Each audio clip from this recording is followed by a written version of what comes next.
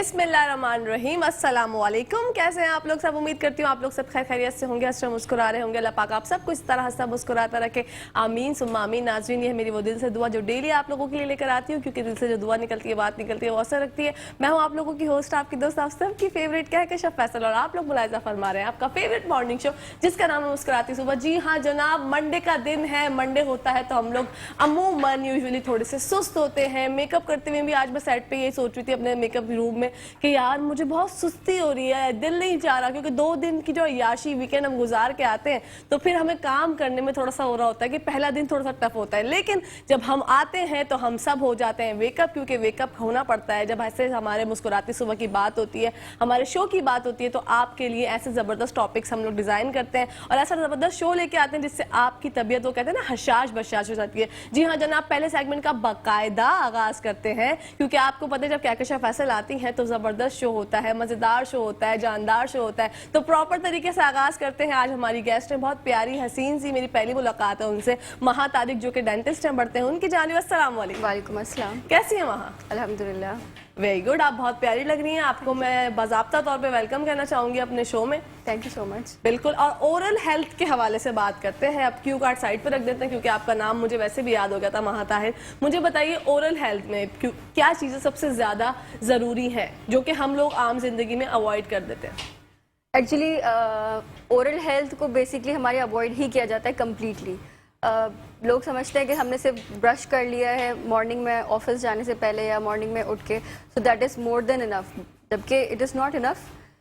There are so many things which we have to take care of it. Morning में brush लाजमी twice a day करना है।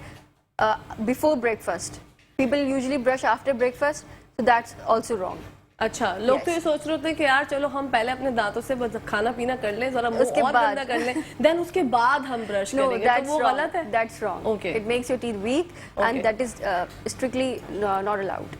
तो before breakfast brush करें, खाने के बाद कुल्ली कर लें, ठीक है, that is fine, and floss कर लें, बिकॉज खाने के दांतों के दरमियान जब खाना फंसता है तो सारी प्रॉब्लम्स वहाँ से स्टार्ट होती है, बिकॉज हम लोग फ्लॉस नहीं करते ज़्यादातर। Most of the people do not know even about floss, कि what is floss actually. They ask कि what is floss, they do toothpick, you know, and that is not allowed. Toothpick will harm your gums and bones. Yes, exactly. तो toothpick से तो जो है कि आपकी गम recession होना शुरू हो जाती है, बोन लॉस शुरू हो जाता है, and which causes severe pain. So it is strictly not allowed. अच्छा, So, yes, you should floss after every food, after taking food, and brush before sleeping is must. लोग बगैर ब्रश करे जो सोते हैं, सारे मसले मसाइल वहीं से शुरू होते हैं। Okay, yes, so the first thing, it is really important to brush before sleeping. Even छोटे बच्चे भी होना, छोटे अगर 3 साल का बच्चा है, माँ बाप समझते हमारे तो बच्चा अभी तो उसके दांत ही नहीं है, या 6 महीने का उसके तो दांत ही नहीं है, तो क्या करें? तो यू नो एक्चुअली जो बच्चों की ओरल हाइजीन की केयर शुरू होती है वो उसकी माँ के पेट से ही शुरू हो जाती है। अगर माँ अपने ओरल हाइजीन का ख्याल नहीं रख रही, माँ के दांत साफ नहीं है, गम्स रेड है, स्वेलन है, तो उसके प्रेगनेंसी के बाद उसके बच्चे के भी दांतों पे असर पड़ता है। प्रीमेच्योर प्रेगनेंसी के चांसेस होते हैं, अर्ली बर्थ जो हो जाती है वो भी इसकी वजह से होती है। मतलब एक छोटी सी कोताही बरतने से इतने मसले मसाइल बहुत मसले हैं। यस, और लोग समझते हैं कि सिर्फ ब्रश करना ही इज द सॉल्यूशन, जबकि it is not. I recommend के जो प्रेग्नेंट वुमेन होती हैं या उससे पहले ही वो जब प्लान कर रही होती हैं, they should visit the dentist before planning the pregnancy actually. Okay, yes. यहाँ तो कोई ऐसा हम लोग इस बारे में नहीं सोचते ही नहीं है। हमें तो अल्लाह की देन से ये जब चीज़ हासिल हो जाती है तो फिर हम उसकी भी प्रॉपर तरीके से ख्याल नहीं रख पाते, क्योंकि हम लोग बहुत ज़्यादा बिजी होते हैं, घर के काम होते हैं, ये होता है। तो दांतों का तो हमें बस यही कि दांतों का जो है असल इस्तेमाल खाना चबाना है, देन उसको साफ करना है। वो किस तरीके से, एक दफ़ा ब्रश करना है सुबह उठ के, बस। और ज़्यादातर ख़वातीन जो प्रेगनेंसी के दौरान आती हैं तकलीफ़ में चीखती हुई कि हमसे बर्दाश्त नहीं हो रहा, और उस वक्त हमें भी अफसोस हो रहा होता है कि हम कुछ कर नहीं सकते, बिकॉज ड्यूरिंग प्रेगनेंसी हम कोई एंटीबायोटिक नहीं दे सकते, बिल्कुल कोई ट्रीटमेंट नहीं कर सकते। अगर पेन से आ रही है पेशेंट, अगर उसके जो कीड़ा है नस तक पहुंच गया, रूट कैनाल करने की हमें ज़रूरत है, तो हम प्रेगनेंसी के दौरान रूट कैनाल नहीं कर सकते। तो उस वक्त निकाल सकते हैं प्रेगनेंसी दांत भी नहीं निकाल सकते। Oh my God. First trimester, third trimester not allowed. Second trimester में फिर भी हम कर सकते हैं, but what if the gynae does not allow that, क्योंकि हम तो फिर सजेशन के लिए रेफर करते हैं गायनी को ही ना, बिल्कुल। And if she does not allow then, तो वो पेशेंट तड़पती रहती है 9 महीने तक कि नहीं मेरी तकलीफ बर्दाश्त नहीं हो रही। और पेन किलर भी अगर वो खाएंगी तो वो भी उनकी सेहत के लिए अच्छा नहीं है। नॉट अलाउड ना, it's not good for the child's health actually. तो इसलिए कहते हैं कि before you are planning the pregnancy you should visit your dentist. एक दफ़ा विजिट कर लें ताकि आपके पूरे मुंह के जो एक मुआयना होता है ना वो हो जाए, आपकी जो भी प्रॉब्लम होगी आपका डेंटिस्ट बता देगा इसमें फिलिंग की ज़रूरत है, इसमें रूट कैनाल की ज़रूरत है, स्केलिंग करवा लें, ताकि क्योंकि ड्यूरिंग प्रेगनेंसी गम स्वेलिंग होती है, वॉमिटिंग है, एसिडिक एनवायरनमेंट रहता है मुंह का, तो जिसकी वजह से जिंजिवाइटिस और वगैरह ख़वातीन में बहुत ज़्यादा पाया जाता है। तो स्केलिंग कराने से ये कि मसूड़ों की जो हेल्थ है, मसूड़े बेहतर हो जाते हैं, खून आना ख़त्म हो जाता है, तो आपके जो 9 महीने होते हैं वो सुकून से गुजर जाएंगे। अच्छा, दांतों की बहुत सारी डिजीज होती हैं, बहुत सारे मसले मसाइल होते हैं, एक कोई पायरिया भी कुछ चीज़ होती है, सेंसिटिविटी भी होती है, तो आपको क्या लगता है कि आजकल जैसे आपका तो ये एक्सपर्टीज़ है, आप क्या देख रही हैं पेशेंट्स में कि बहुत ज़्यादा किस तरह के पेशेंट्स आपके पास आ रहे हैं डेली रूटीन में? डेली रूटीन में तो ज़्यादातर यही होता है, सबसे ज़्यादा जो आते हैं वो मसूड़ों की शिकायत कि हमारे गम्स स्वेल करे, वही पायरिया, रेड सोलन गम्स के साथ आ रहे होते हैं, एंड ब्लीडिंग गम्स, ब्लीडिंग हो रही होती है, एंड दे आर लाइक कि हम मुंह में ब्रश करते हैं और मुंह में रात को सोते वक्त ही खून भरा हुआ होता है, सुबह उठते हैं तो खून होता है। So why is that so? Because you did not take care of your oral hygiene before, you did not visit the dentist. We should visit the dentist after every 6 months actually. हर 6 महीने बाद मुआयना कराने जाए, भले कोई pen है नहीं है, ज़रूरी नहीं कि जब तकलीफ होगी तो ही डेंटिस्ट के पास जाएंगे, बगैर तकलीफ के भी जा सकते हैं, because you know consultation fees is not so expensive, it's just 200 और 500 और बहुत से बहुत 1000, that's it. But treatment is expensive actually. बिल्कुल, ट्रीटमेंट बहुत एक्सपेंसिव है, लेकिन फिर भी अगर देखा जाए तो अगर हम आवाज़ करें बाहर ममालिक से तो हमारे मुल्क में फिर भी जो है वो रीजनेबल है, बहुत कम है। लोग मैंने देखा है बाहर से आके बाहर से हमारे पास ट्रीटमेंट करा रहे होते हैं। एग्जैक्टली, मैंने देखा है, मेरे कुछ रिश्तेदार हैं जो कि बाहर से आते हैं और वो इसी वजह से, इसी मकसद से आते हैं कि हम यार डेंटिस्ट के पास जाना है, कुछ ये कराना है, कुछ वो कराना है, तो वहाँ पर तो बहुत एक्सपेंसिव है बनिस्बतन बाहर के, हमारे यहाँ पे बहुत कम है इसके प्राइस। लेकिन फिर भी लोगों को ना इतनी अवेयरनेस ही नहीं है। मैं आपको बताऊं कि लोगों को ओरल हेल्थ के बारे में इतना सेंस नहीं होता। वो एक टूथपेस्ट जो है वो साल से यूज कर रहे होते हैं, ब्रश किस टाइम पे उनको चेंज करना है उनको ये नहीं पता होता। तो कौन सा, मैं आपसे जानना चाहूंगी कौन सा टूथपेस्ट जो है वो यूज करना चाहिए? एक सेंसिटिविटी का टूथपेस्ट आ रहा है आजकल, बहुत ज्यादा मार्केट में आम है, जो कि नाम हम नहीं ले सकते, लेकिन ये है कि क्या वो आम तौर पे कोई भी यूज कर सकता है? नहीं, सेंसिटिविटी का टूथपेस्ट जो है आम तौर पर डेली लाइफ में यूज नहीं करना चाहिए।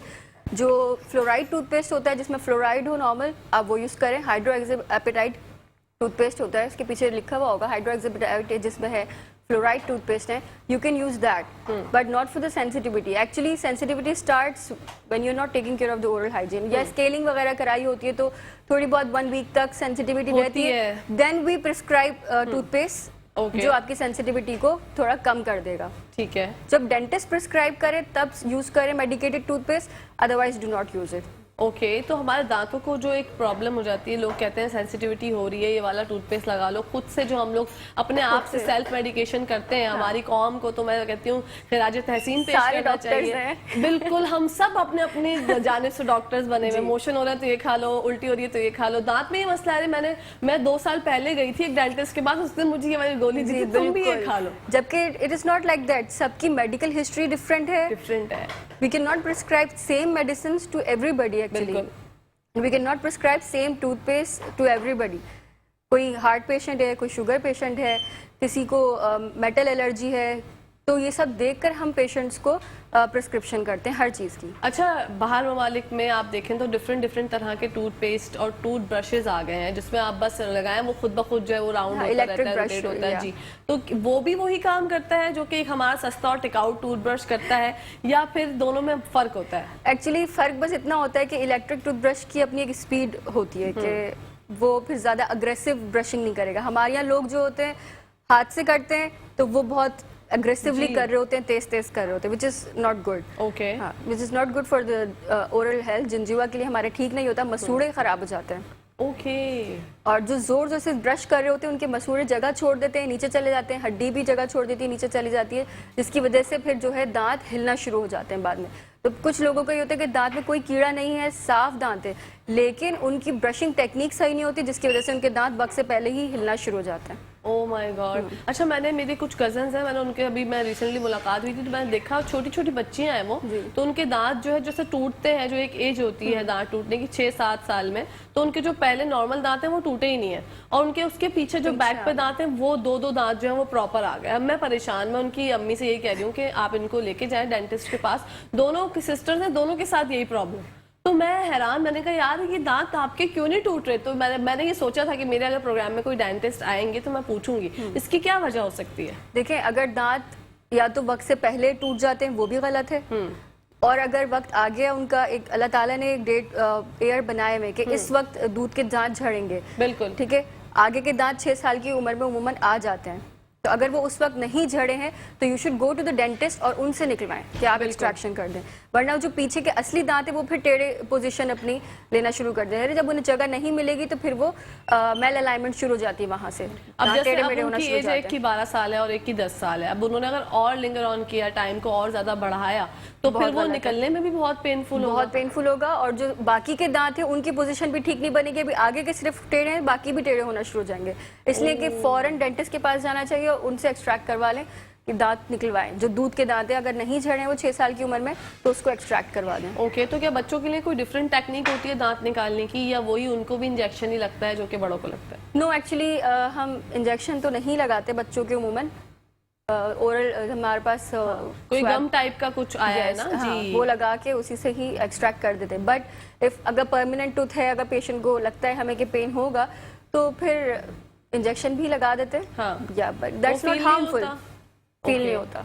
मैं हमेशा ये अपने सब डेंटिस्ट बहनों और भाइयों से सवाल करती हूँ कि दांत में जो आप इंजेक्शन लगाते हैं क्या वो पेनफुल होता है? No, actually it's not painful, it's not painful. Okay, लेकिन जो अपनी एक इंसान की बस वो पेशेंट दूर से देख के वो बड़ा वाला इंजेक्शन डर जाता है, ये कुछ अपने पैनिक अटैक्स होते हैं, कुछ हमारे मसले मसाइल होते हैं अंदरूनी, तो हम उसको किस तरह से ओवरकम करें जब हम एक डेंटिस्ट के पास जाएं, और वो कौन कौन सी चीजें हैं जिसका हमें ख्याल रखना चाहिए, देखना चाहिए, क्योंकि हमें पता नहीं होता हाइजीन किस तरह से रख रहे हैं डेंटिस्ट। तो कौन कौन सी चीजें हैं, कितनी चीजें हैं जो कि आप समझती हैं कि अगर एक बंदा जा रहा है, उसको अचानक से कोई प्रॉब्लम हो गई, जो उनके फैमिली डॉक्टर है वो डेंटिस्ट उनके पास नहीं जा रहा, किसी के पास भी अचानक से चला गया, तो वो कौन कौन सी चीजें हैं जो कि एक बंदे को जो है वो ख्याल रखना चाहिए एक क्लिनिक में जाते हुए? फर्स्ट ऑफ ऑल पहले तो ये देखना चाहिए आप जिसके पास जा रहे हैं वो डेंटिस्ट है भी कि नहीं, बिकॉज ज़्यादातर यहाँ पे क्वेक्स ने भी क्लिनिक खोल के रखा हुआ है। तो अब अगर क्वेक्स भी बहुत खूबसूरत क्लिनिक्स खोले हुए हैं, बिल्कुल उनकी भी आपको लगेगा स्टरलाइजेशन प्रॉपर हो रही है, सब चीज़ें प्रॉपर हैं, but obviously he won't provide the treatment which is good for your oral health. Okay, वो कहीं ना कहीं कोई गलत काम कर देता है जिसकी वजह से पेशेंट्स हमारे पास 5 से 6 साल बाद आ रहे होते हैं, इन्फेक्शन, सीवियर इन्फेक्शन लेके, ओरल कैंसर, माउथ कैंसर्स हो रहे होते हैं पेशेंट्स को। सिर्फ इस वजह से कि वो सस्ते में इलाज कर रहा था तो हमने वहाँ से काम करवा लिया।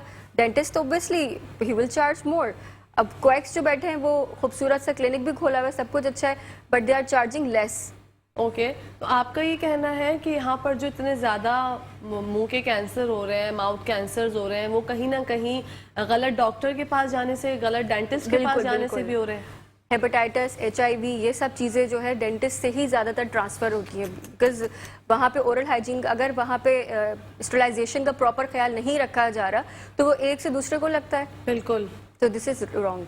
Oh my God. और जितनी बीमारियां हैं मुंह से ही जाती हैं जिस्म में। Exactly. तो इसलिए अगर जहाँ पे, इसलिए बहुत ख्याल से डेंटिस्ट अपना चूज करना चाहिए कि प्रॉपर डेंटिस्ट है भी, इज अ वेरीफाइड डेंटिस्ट और नॉट।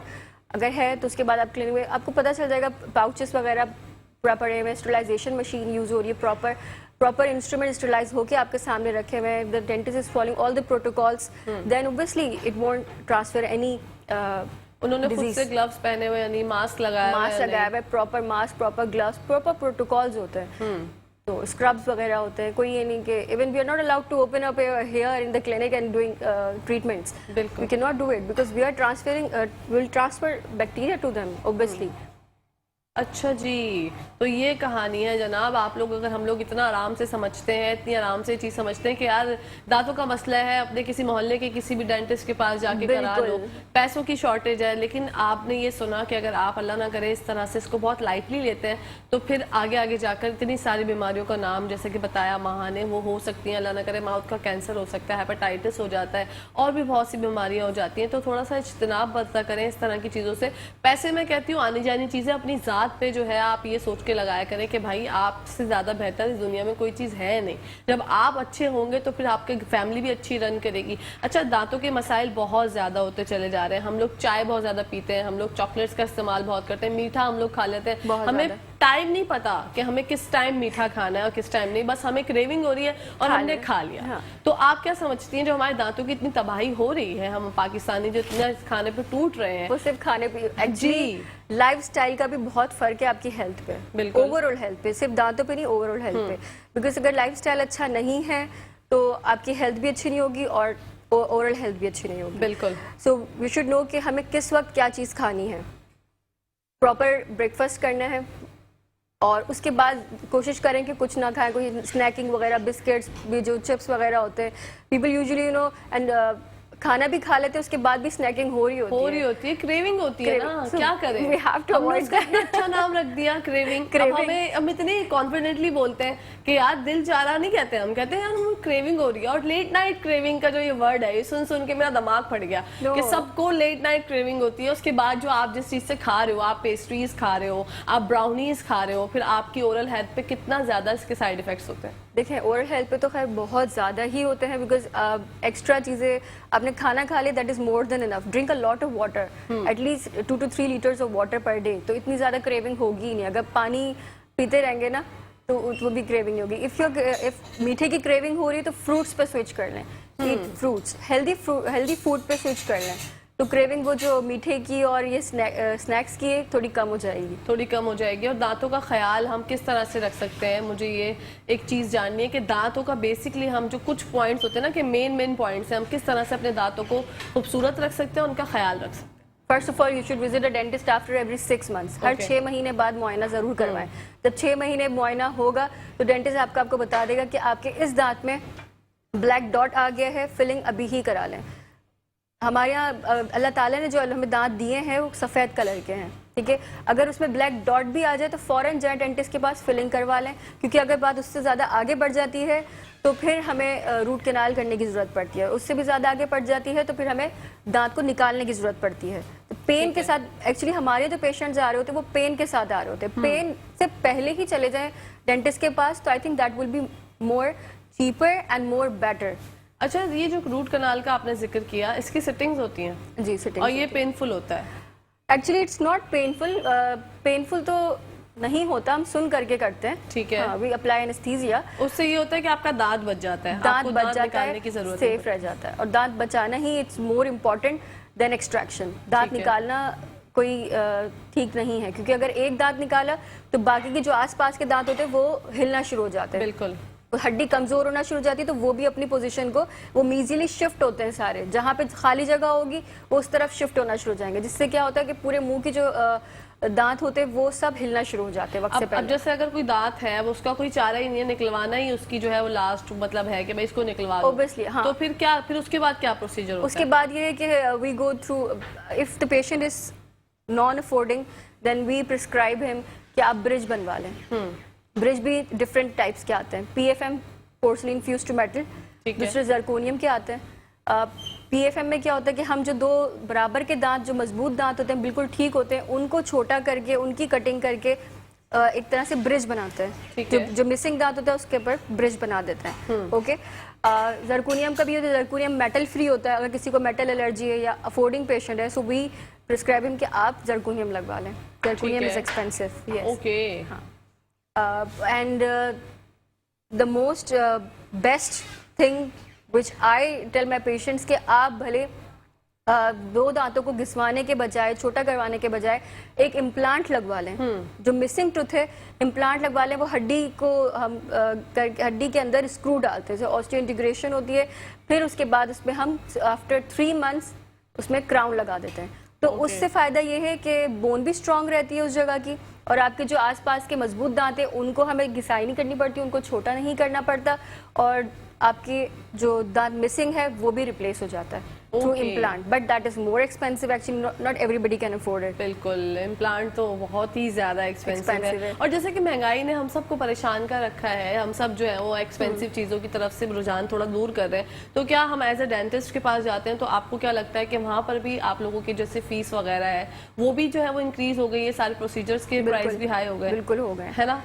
ये तो क्योंकि है। ऑब्वियसली डेंटिस्ट्री का जो हमारे मटेरियल्स होते हैं वही एक्सपेंसिव हैं, तो फिर हम तो क्या करें? लोग, अच्छा लोग जो है वो फिर हम लोग तो अपने दांत फिर छोड़ देते हैं ना, इसी फिर वजह जब से। हमारा बुढ़ापा आता है फिर हम ये सोच रहे होते हैं कि हमें ये चीज खाएं कैसे, क्योंकि हमारा खाना, हमारी मुस्कुराहट, हमारी बातें हमारे मुंह से रिलेट करती है ना। जब हम मुंह खोलते हैं तो हमारे दांत दिखते हैं सबसे पहले। Obviously. और बहुत से लोग, अच्छा वहाँ बहुत से लोग स्केलिंग नहीं करवाते क्योंकि उनको ये टेंशन होती है, उनका बार बार सांस रुकता है, उनको प्रॉब्लम होती है। तो उनके लिए कोई ऐसा प्रोसीजर कि भाई उनको ये टेंशन ही ना हो, क्योंकि उनका जो सांस रुकता है, उनको एंजाइटी होती है कि हम अपना मुंह खोल ही नहीं सकते, आप जो स्केलिंग करते हैं पूरा प्रोसीजर वो हम करवा ही नहीं सकते। बहुत से लोग नहीं, एक्चुअली 90% लोग ऐसे ही हैं जो स्केलिंग से डरते हैं। ठीक है। Most of the people come to us and से नहीं डॉक्टर, हमारे स्केलिंग से हमारे दांत हिलना शुरू हो जाएंगे, अभी जो मशीन चलाएंगे इससे हमारे दांत और कमजोर हो जाएंगे। सो एक्चुअली मुझे ये होता है कि जो मुंह में गंदगी भरी हुई है उससे दांत कमजोर नहीं होंगे, और हम सफाई करेंगे तो उससे दांत कमजोर हो ये जाएंगे। सबका है, आप ये परसेप्शन सबका है। आप अगर पाकिस्तान में किसी से बात करें तो एक दूसरे को बाकायदा बैठ के मशवरे दिए जाते हैं नहीं, कि हमारी- सफाई मत करवाना, स्केलिंग मत करवाना। हमारी दांत नानी ने कमजोर कहा हो जाते था, हमारी अम्मी ने मना जी। किया है, सफाई कराने से दांत कमजोर हो जाएंगे। हैं। और एक दफा ये हो रही होती है जब हम किसी की शादी हो रही होती है, जो बेचारा दूल्हा जो या दुल्हन जो जब स्केलिंग कराने आ रहे होते हैं, अगर दूल्हा बहुत दुल्हन ज्यादा- भी तब आ रहे होते हैं, अब पता है इतनी इमरजेंसी में आते हैं कि कल वलीमा है, अभी कर दें। What nonsense. और स्केलिंग से पहले आपके कोई टेस्ट वगैरह होते हैं, कोई हिस्ट्री वगैरह जानते हैं? Obviously, we take the history before every treatment. ठीक है। If the patient is suffering from any medical history, we take care of the protocols because we have to change the instruments also. अगर HIV patient है तो हम वो फिर instrument बिल्कुल complete discard कर देते हैं। वो Okay. हम बिल्कुल डिस्कार्ड कर देते हैं, उसको स्टरलाइज भी नहीं करते दूसरे पेशेंट के लिए। ठीक है। So we have to take the complete history of the patient, और पेशेंट को भी चाहिए कि अपनी मेडिकल हिस्ट्री डॉक्टर को खुल के बताए। कुछ पेशेंट छुपाते हैं, बिल्कुल। विच इज़ रॉन्ग, उनके लिए भी गलत है, डॉक्टर के हेल्थ के लिए भी गलत है, और जो दूसरे मरीज आएंगे उनके लिए भी गलत है। एग्जैक्टली। बिकॉज एक पेशेंट, एक मरीज अगर झूठ बोल रहा है, अपनी मेडिकल हिस्ट्री छुपा रहा है, तो उससे दूसरे मरीज को भी नुकसान पहुंच सकता है। बिल्कुल। तो जैसे कि मैंने आपसे वो बात की थी कि जो लोग डरते हैं स्केलिंग से, तो फिर आप उनको कैसे बोलती हैं कि भाई आप कराएं? उनको एक्चुअली कैसे डेंटिस्ट्री का सबसे मेन काम यही, सबसे जो बेसिक, सबसे पहला जो होता है स्टेप, वो ये होता है पेशेंट की काउंसलिंग। बिल्कुल। पेशेंट अगर काउंसिल हो आपसे सही हो जाता है, then obviously he will proceed to the treatment, otherwise he won't. Okay. चलिए, बड़ों को तो फिर समझाना आसान होता होगा, लेकिन छोटे बच्चे बड़ों जो को भी होते हैं- समझाना आसान नहीं होता, बहुत ज्यादा काउंसलिंग करनी पड़ती है Okay. ऑब्वियसली, क्योंकि उनमें एंजाइटी, पैनिक, डेंटिस्ट के पास कभी गए नहीं होते, कभी विजिट नहीं किया होता, वो इतने सारे इंस्ट्रूमेंट्स और वो बड़े बड़े इंजेक्शन वो माहौल को देख के डर जाते वो हैं। डर जाते हैं इंस्ट्रूमेंट्स देखकर ही। हाँ। तो उनको पैनिक अटैक्स आने लगते हैं, कोई हाइपोग्लाइसीमिया में चला जाता है, कोई तो दैट इज अल्लाह यार, ये तो मतलब बहुत ही नो, इट्स नॉट एक्चुअली, मैं डरा नहीं रही आप लोगों हाँ। को, बट इट हैपेंस। हाँ, होता होगा। आप तो डेली विजिट, आपके हाँ, पास it तो बहुत happens. सारे विजिट करते होंगे पेशेंट्स, तो आप तो देखती रहती होंगी इट different- हैपेंस, लेकिन ये है कि नहीं, बट इतना नहीं होता मेरे साथ तो, बट आई हैव सीन के पेशेंट्स घबराते हैं, बट मेरे साथ इतना नहीं होता, because the first thing, doctor should be very friendly. बिल्कुल। Very friendly. अगर डॉक्टर ही एक तरह के बॉस बन के बैठ जाएगा, एंड बस पेशेंट आया और आपने इंस्ट्रूमेंट्स खोल के काम करना शुरू कर दिया, तो पेशेंट तो ऑलरेडी डरा हुआ है। बिल्कुल। तो उसको हमें पहले थोड़ा रिलैक्स करना होता है, रिलैक्स इन्वायरमेंट बनानी होती है। We talk to them like a friend, हम उनसे थोड़ी उनके घर की भी बातें कर लेते हैं ताकि वो थोड़ा कंफर्टेबल हो जाए। हाँ। जैसे ही हमें लगता है पेशेंट कंफर्टेबल हो गया, बस फिर हम अपना काम शुरू करते हैं। अच्छा, और दांत निकालने का जो प्रोसीजर होता है, मैं जी। जानना चाहूंगी वो किस तरह होता है? आप लोग जो सुन करने के लिए इंजेक्शन लगाते हैं, वो कितनी देर में असर करता है, और उसके बाद की क्या एहतियात होती है? क्योंकि हमारे यहाँ लोग ये है कि बस आपका दांत निकल गया, अब हम बाहर जाके, अगर बच्चा है बड़ा है, वो 2-3 आइसक्रीम्स खा लेता है, उसको बाकायदा बचपन से बोलते हैं भाई दांत निकलवाया है, उसको 3-4 आइसक्रीम्स खिला दो, उसके बाद उनको कुछ नहीं पता। और अगर अगर सिवियर थोड़ा मसला है, एंटीबायोटिक्स डॉक्टर ने दिए तो वो खा लेंगे, उसके बाद उनको नहीं पता होता कि करना क्या है। अगर हम एक्सट्रैक्शन के वक्त भी मेडिकल हिस्ट्री वगैरह प्रॉपर लेते हैं, पेशेंट को डायबिटीज़ मेलाइटिस है या कोई हार्ट प्रॉब्लम है, वो सब देखकर उसके बाद हम बीपी का पेशेंट है, तो ये सब चीज़ें हम पहले नोट डाउन करके फिर एक्सट्रैक्शन की तरफ जाते हैं। ठीक है, ठीक है। एक्सट्रैक्शन करने के बाद भी हम इंजेक्शन वगैरह लाइडोकेन यूज़ करते हैं, एंड दैट इज़ फिर पेन फ्री एक्सट्रैक्शन होती है। पेशेंट को फिर बिल्कुल भी महसूस नहीं होता कि कब दांत निकला, कब ट्रीटमेंट हमारी कंप्लीट हो गई है। सो दैट इज़ पेन फ्री। अब एक्सट्रैक्शन होने के बाद हम पेशेंट को यही कहते हैं कि आपने एटलीस्ट 1.5 घंटे मतलब हाफ आवर तक, तो जो 30 मिनट्स तक कॉटन जो है अपनी दबा के रखनी है ताकि ब्लीडिंग उससे रुक जाए। कॉटन दबा के रखनी है, जो भी स्लाइवा आता है वो अंदर लेना है, थूकना नहीं होता है पेशेंट को। जी। और उस दौरान जो है ठंडी ठंडी ग़िज़ा का इस्तेमाल करना होता है, गर्म चीज़ें अवॉइड करनी होती है। ठीक है। And after half an hour we prescribe कि आप ठंडी बर्फ़ से, अगर शुगर पेशेंट है तो ऑब्वियसली हम उसको आइसक्रीम खाने से मना करते हैं, तो अब बर्फ़ लगा के उससे सिकाई करें। बच्चे हैं, बड़े हैं, दूसरे नॉर्मल अगर मेडिकल हिस्ट्री नॉर्मल है तो वो आइसक्रीम से, बर्फ़ की वाली आइसक्रीम से सिकाई करें उसकी। ठीक है। And they have to take the antibiotics also. And 24 घंटे बाद जो है फिर उनको नीम गर्म पानी से नमक की कुल्लियों का कहा जाता है फॉर एटलीस्ट 1 वीक और 15 डेज, क्योंकि जितनी वो जगह साफ रहेगी उधर बैक्टीरिया नहीं बनेगा, तो दैट विल बी फाइन। अगर वहाँ पे बैक्टीरिया बनता है, वहाँ पे एनवायरनमेंट आपकी अच्छी नहीं है, सफाई का ख्याल नहीं रखा है, then that will cause more problem. फिर पेशेंट दोबारा आ रहा होता है इन्फेक्शन के साथ कि हमारा दांत निकला था, अब दोबारा इन्फेक्शन हो गया, उस जगह पे वो इन्फेक्शन के साथ आ रहे होते हैं। इन्फेक्शन इसलिए दोबारा हो जाता है क्योंकि आपने दांत निकलने के बाद ख्याल नहीं रखा बिल्कुल सफाई का। हम प्रिस्क्राइब यही करते हैं कि 24 घंटे बाद नीम गर्म पानी से नमक की कुल्लियां करनी है। लोग समझते हैं हमने ब्रश नहीं करना है, दांत निकलवा के आ गए तो हमने ब्रश नहीं करना, नहीं, 24 घंटे बाद तो ब्रश करना है। उससे पहले हम मना करते हैं कुल्ली करने को, स्ट्रॉ का इस्तेमाल करने को, क्योंकि प्रेशर नहीं बनना चाहिए मुंह में। प्रेशर बनता है तो वो ब्लीडिंग स्टॉप नहीं होती। Okay, actually this is the reason. तो ब्लीडिंग स्टॉप करने के लिए हम ये हिदायत देते हैं। फिर आफ्टर 24 आवर्स सफाई का ख्याल रखना है, एंड प्लस एंटीबायोटिक्स ऑल्सो। तो जब दांत निकलवा लेते हैं उसके बाद जो आपने बताया इम्प्लांट अगर किसी को करवाना है तो दांत निकालने के कितने दिनों बाद वो करवा? देखिए, वैसे तो दांत अगर हमने निकाला तो उसके फौरन ही अगर हम इम्प्लांट करते हैं तो that is more good. Okay, वक्फा नहीं देना पड़ेगा, वरना फिर अगर दांत निकल गया तो फिर हमें 3 मंथ्स बाद पेशेंट को बुलाना होता है। ओके, तो फिर तो ये तो काफी लंबा 3 to 6 मंथ्स बाद। जी, ठीक है। और अगर कोई इम्प्लांट का पहले से ही सोच के बैठा है कि नहीं हमें इम्प्लांट लगाना है, तो I think the best time is right after the extraction. Wow, that's very good. लेकिन ये सब चीजें जो है थोड़ी पेनफुल होती हैं। That is painful obviously. थोड़ा उस वक्त तो पेन नहीं हो रहा होता पेशेंट को, उसके बाद थोड़ा बहुत होता है, तो ऑब्वियसली स्वेलिंग भी होती है। जाहिर है जिस्म का एक हिस्सा निकल रहा है तो तकलीफ तो थोड़ी बहुत बाद में होती है। बट एंटीबायोटिक्स एंड इंजेक्शंस वगैरह जो है उसको पेन किलर्स जो होते हैं उसको कवर कर लेते हैं।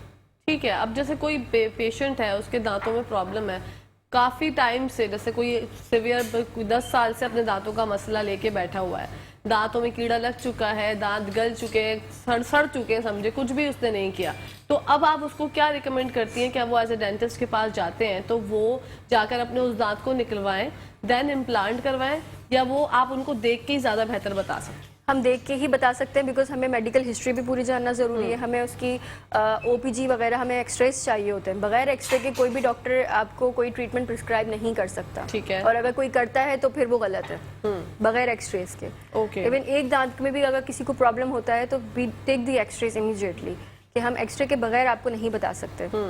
रूट कैनाल करने की भी जरूरत है तो वो एक्सरे के थ्रू ही बताएंगे। If the cavity has proceed to the veins, नस तक पहुंच गया कीड़ा, तो हम रूट कैनाल करते हैं, और अगर नस तक नहीं पहुंचे तो फिलिंग से काम चल जाता है।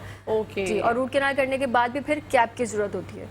कैप, उस पर क्राउन जरूर चढ़ता है, तो दैट इज या।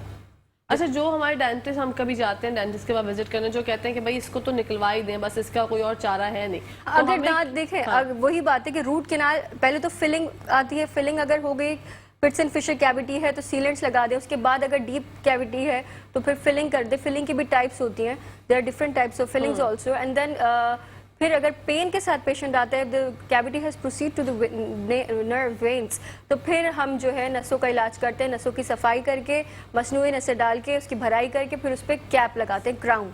ओके। यस, बिकॉज दांत जब डेड हो जाता है तो वो फिर कोई प्रेशर उस पर बर्दाश्त नहीं कर सकता, so we have to apply the crowns also. और जो बहुत पेशेंट हैं जिसकी स्वेलिंग हुई हुई होती है, मसूड़ों में बहुत ज्यादा स्वेलिंग हुई हुई होती है, इन्फेक्शन होता है, पस खून भरा हुआ होता है, ऐसे प्रोसीजर, ऐसे पेशेंट्स के लिए कौन सा प्रोसीजर फिर आप लोग कहते हैं? देखिए डिफरेंट प्रोसीजर्स होते हैं, अभी वही मैं डिस्कस बता रही थी आपको कि रूट कैनाल के बाद जो है अगर उससे भी ज़्यादा बात आगे बढ़ जाती है, अब हमें पता है कि एक्सरेज के थ्रू देख ले कि अब दांत नहीं बच सकता, अब तो फिर हम इसको निकलवाने का ही रिकमेंड करेंगे कि आप इसको दांत को निकलवा के या तो इम्प्लांट लगवा लें या ब्रिज बनवा लें, ये होता है, या तो क्राउन बनवा लें। और जो आपने कहा कि जैसे पेशेंट के मुंह में खून आता है या स्वेलिंग बहुत ज़्यादा है, तो ओब्वियसली दैट इज़ फिर पेशेंट को स्केलिंग करवानी चाहिए। ठीक है। हाँ, scaling is a pain free procedure, उसमें हमें ना कोई सुन करना है ना इंजेक्शन लगाना है, सो इट्स पेन फ्री। और कितने टाइम बाद आप स्केलिंग करवा सकते हैं? Scaling should be done after every 6 months। ठीक है। यस। और इससे कोई दांत खराब नहीं होते, दांत झड़ते नहीं है, दांत कमजोर नहीं कुछ नहीं होता, लोगों का ये सिर्फ वहम है कि नहीं हमारे दांत हिलना शुरू हो जाएंगे, दांत गंदे हो जाए, मतलब हमारे दांत मसूड़े कमजोर हो जाएंगे। सो देखें, जो मुंह में पत्थर जमा हुआ है, गंदगी जमा है, लोगों के प्लाक मोटा मोटा पत्थर जमा हुआ होता है बाकायदा, एंड दे आर अफ्रेड कि हमने अगर ये पत्थर हटवाया तो हमारे दांत हिलना शुरू हो जाएंगे। अब कितने सालों से अगर वो पत्थर जमा हुआ है, आपके मसूड़े नीचे जा चुके, हड्डी नीचे जा चुके, तो ऑब्वियसली फिर तो दांत हिलेंगे ही ना आपके। बिल्कुल। वो डेंटिस्ट अगर स्केलिंग नहीं करेगा तो खुद ब खुद भी हिलना शुरू हो जाएंगे। तो अगर आप हर 6 month बाद स्केलिंग प्रॉपर करवाते हैं डेंटिस्ट से, तो इन चीज़ों से बचा जा सकता है। मोबाइल एक टीथ वाइटनिंग का पेन भी आया है, मैंने वो देखा था, नेट पे देखा था, कुछ सोशल मीडिया साइट्स पर देखा था, उसके बारे में आपकी क्या राय है कि क्या वो इस्तेमाल कर सकते हैं? No, I think teeth whitening should be done by a professional, not at home. It shouldn't be done at home. ठीक है। अगर कोई डेंटिस्ट आपके स्केलिंग के बाद आपको कहते हैं कि भाई आप ये इस्तेमाल कर सकते हैं, वो रिकमेंड करते हैं, तो that is fine. That is fine. If the dentist recommend you, then it's fine. But for any oral treatment, you should first ask your dentist. You should visit the dentist, क्योंकि जो in office teeth whitening का result होगा वो at home नहीं होगा। At home भी कर सकते हैं, इट इज़ नॉट दैट कि आप नहीं कर सकते, पर उसका रिजल्ट वो नहीं आएगा जो इन ऑफिस हम जो करते हैं वो आएगा। जी ठीक है। तो मतलब कि अगर आपको ये रिकमेंड करते हैं डेंटिस्ट तो वो ठीक है। और वो टीथ वाइटनिंग का जो मैंने देखा पेन, मैं उसको देख के बड़ी इंप्रेस हो गई। मैंने कहा किसी शादी वादी में बंदे को, शादी में ज़्यादातर ब्राइड्स होती हैं कि कहती हैं कि नहीं हमें हमारे फोटो सेशन होना है तो हमें टीथ वाइटनिंग की जरूरत है। तो आई थिंक सिर्फ ब्राइड्स दूल्हा दुल्हन के लिए ही नहीं होता, ये सब बाकी लोगों के लिए भी है। क्योंकि देखिए सबसे पहले पर्सनालिटी जो है, आप अच्छे कपड़े जितने भी पहन लें, अच्छे बाल बना लें, मेकअप अच्छे से कर लें हम, लेकिन दांत खोलेंगे ना वहीं से पर्सनैलिटी पता चल जाएगा। पता चल जाता वो अच्छा यही बात है कि मतलब हम लोग स्केलिंग नहीं कराते, दांतों को ऐसे साफ कर होते हैं कि बस हमारे दांत ठीक है, लेकिन जब आप बोल रहे होते हैं ना, वो आपको कॉन्फिडेंस भी नहीं मिलता, कॉन्फिडेंस नहीं, क्योंकि आपकी शख्सियत की अक्कासी करते हैं आपके दांत। बिल्कुल, बिल्कुल। आप जब बात कर रहे होते हैं, अच्छा हमारे यहाँ पे लोगों को माउथ वॉश का भी कॉन्सेप्ट नहीं पता, तो मैं चाहती हूँ कि आप जरा उस पर भी थोड़ी सी रोशनी डालें कि माउथ वॉश किस तरह होता है, उसको करने के क्या क्या तरीके होते हैं, वो हमारे मुंह के जरासीम मार देता है। मैं चाहती हूँ हमारे नाज़रीन के साथ शेयर करें। देखिए actually mouth wash I don't prescribe to everybody because it can cause other problems too, like it can cause dry mouth. अगर कोई डायबिटीज़ का पेशेंट है या दूसरे एजमा का पेशेंट है, we do not prescribe mouth wash to everybody because it causes dry mouth. ठीक है। And there are many other problems caused by the mouth wash, क्योंकि हमारे लोग क्या करते हैं, वो माउथ वॉश भी अगर लिख कर दे दो उसको भी वो फिर एक्स्ट्रा यूज़ कर रहे होते हैं, विच इज़ नॉट अलाउड। ठीक है। Yes, which is not good for the oral hygiene. अगर नॉर्मल अगर पानी से भी कुल्ली कर लेते हैं, that is more than enough. After every food अगर आपने खाना खाया, फ्लॉस करें। Floss is really important. Floss करना लोग भूल जाते हैं। Floss is really important, and then you can gargle it with normal water, normal tap water. और अगर नहीं है तो नीम गर्म पानी से नमक की कुल्लियाँ भी कर सकते हैं। एक स्वेलिंग है, गम स्वेल कर रहे हैं, तो फिर पायरिया वगैरह पेशेंट्स जो होते हैं, देन भी प्रिस्क्राइब कि आप माउथ वॉश यूज़ करें, बिकॉज जो बैक्टीरिया अब बनना शुरू हो गया मुंह के अंदर, ओबियसली उसको मारने के लिए फिर हमें माउथ वॉश वगैरह और एंटीबायोटिक्स ये सब चीज़ें प्रिस्क्राइब करनी पड़ती है पेशेंट्स को। अच्छा, बहुत से लोग होते हैं उनके मुंह में से स्मेल आती है जी। अब उनको ये समझ वो दांतों की वजह से आती है या उनके खुद के स्टमक में या मैदे में कोई प्रॉब्लम होती है? कुछ पेशेंट्स को मैदे की तेजाबियत और जिनकी लाइफस्टाइल, देखिए सबसे पहले मैंने आपको वही बताया कि लाइफस्टाइल अच्छा नहीं होता तो ओवरऑल हेल्थ पे फ़र्क पड़ता है। वही होता है कि ओरल हाइजीन पे भी फ़र्क पड़ रहा होता है। मुंह में से स्मेल अमूमन इसलिए भी आती है कि मुंह में कैविटीज़ होती हैं, कीड़ा लग, दांतों में कैविटीज़ जिसके होंगी उसके मुंह से भी स्मेल आएगी। ओके जी, कैविटीज की स्मेल आती है। लेकिन ये है कि सबसे पहले आप जो है अगर माउथ वॉश यूज करना भी चाहते हैं तो आप एक डेंटिस्ट के पास डेंटिस्ट जाएं, प्रिस्क्राइब करे तो आप करें, do otherwise not use it with your own prescriptions, with your own choice। Self medication आप इतनी सी Self चीज पे भी नहीं कर सकते। नहीं कर सकते। बिल्कुल, वो कहीं ना कहीं आपको साइड इफेक्ट ही देगी या प्रॉब्लम का बायस ही बनेगी। बिल्कुल, बिकॉज यू नो ओरल हमारा जो मुंह है ना, वो it's a gateway to the oral health, it's a gateway to overall health actually. अगर मुंह की सफाई नहीं रखे तो उससे हमारे डायबिटीज मेलाइटिस पेशेंट्स को लोग समझते हैं शुगर हो गई है। शुगर होना भी अगर है तो वो समहाउ इंटरकनेक्टेड है आपकी ओरल हेल्थ से। दिल की बीमारी इन्फेक्टिव एंडोकार्डाइटिस वो भी इंटरकनेक्टेड है ओरल हेल्थ से। अगर मुंह की सफाई नहीं रखी हुई तो ये सब कुछ इंटरलिंक्ड होता है इन चीज़ों से। तो शुगर पेशेंट का दांत निकल सकता है आराम से या आप क्या रिकमेंड करेंगे? उसका हम शुगर चेक करते हैं, अगर नॉर्मल शुगर होती है फास्टिंग पे या आफ्टर फूड तो फिर हम उसको निकालते हैं। अदरवाइज शुगर बढ़ी भी हो या शुगर कम हो तो हम नहीं निकाल सकते। ओके अगर उनकी नॉर्मल आई है फास्टिंग के बाद तो आप हिस्ट्री चेक करके निकाल हिस्ट्री हम खुद चेक करते हैं, फिर शुगर उसी वक्त on the spot, blood pressure on the spot check करते हैं। पेशेंट एस्कार्ट लेता है, खून पतला करने वाली कोई दवाई लेता है तो वो भी हम उसकी भी एक्सट्रैक्शन नहीं कर सकते। अच्छा, जो बच्चों के दूध के दांत होते हैं वो अगर टेढ़े हो जाएं, छोटे बच्चों के 1 साल या 8-9 महीने 10 महीने के बच्चे के दांत जो आना ही शुरू होते हैं और टेढ़े आते हैं तो उसके लिए क्या करें? वो तो इनहेरिटेड होता है। अगर दूध के दांत ही टेढ़े आ रहे हैं तो वो इनहेरिटेड है, may be he is inherited from his parents और ग्रैंड पेरेंट्स। ओके तो जिसके दांत बच्चे के टेढ़े आ रहे हैं तो वो अब्बा का होंगे या फिर दादा के अब्बा की होंगे? वजह से ये आ रहे होते हैं। Okay. इनहेरिटेंस भी होती है और कुछ बच्चों को ये होता है कि थंब सकिंग की आदत होती है, बचपन से ही वो अंगूठा चूस रहे होते हैं। तो पेरेंट्स को चाहिए वो अगर बच्चा अंगूठा चूस रहा है उसको समझाए कि नहीं यू शुड डू दिस, कोई और उसको इसके बदले किसी और काम में लगा दे, क्योंकि थंब सकिंग से ज्यादा बच्चों के जो है ना मेल अलाइनमेंट शुरू हो जाती है। और बच्चे जो दूध की बोतल लगा के रात में सो जाते हैं उससे भी प्रॉब्लम्स होती है। और जो आगे के दांत सारे काले बच्चों के ज्यादातर बहुत प्रॉब्लम हो रहा है। जी बिल्कुल, आजकल तो मैं जितने भी बच्चों से मिल रही होती हूँ उनके सारे आगे के दांत काले होते हैं। And the parents are coming कि डॉक्टर साहिबा मेरा बच्चा तो ब्रश करता है सुबह, इसके दांत क्यों काले हो गए? अभी तो दूध के दांत है। और दूध के दांत का कॉन्सेप्ट ये होता है कि दूध के दांत है झड़ जाएंगे, इनकी सफाई का ख्याल नहीं रखना। लेकिन गम्स भी फिर ब्लैक हो जाते हैं ना। इसी के साथ साथ टाइम जो है वो खत्म हो गया। मुझे बहुत अच्छा लगा वहाँ आपसे मिलके। क्या मैसेज देना चाहेंगे? मैसेज यही है मेरा for all the people here in my country कि you should take care of your oral hygiene. हमारे यहाँ ओरल हाइजीन को बहुत ज़्यादा अवॉइड किया जाता है। तकलीफ़ के साथ ही आपको डेंटिस्ट के पास नहीं जाना है। डेंटिस्ट इतने खौफनाक नहीं होते हैं। You should visit the dentist after every 6 months for scaling, at least scaling करवाएं, मुआयना करवाएं, कंसल्टेशन करवाएं, ताकि आपकी जो प्रॉब्लम्स हैं वो ज़्यादा खर्चे से भी आप बच सकें और ज़्यादा तकलीफ से भी आप बच सकें। बिल्कुल, what a beautiful message. Thank you so much माँ। इंशाल्लाह फिर आपसे मुलाकात होगी। जी नाज़रीन, इसी के साथ साथ ब्रेक का टाइम हो गया। जब ब्रेक से वापस आएंगे तो आपको लेकर चलेंगे किचन की दुनिया में, मिलवाएंगे क्वीन से और जानेंगे कि आज क्या बना रही है तो कहीं जाएगा मत एक मुस्कुराती सुबह।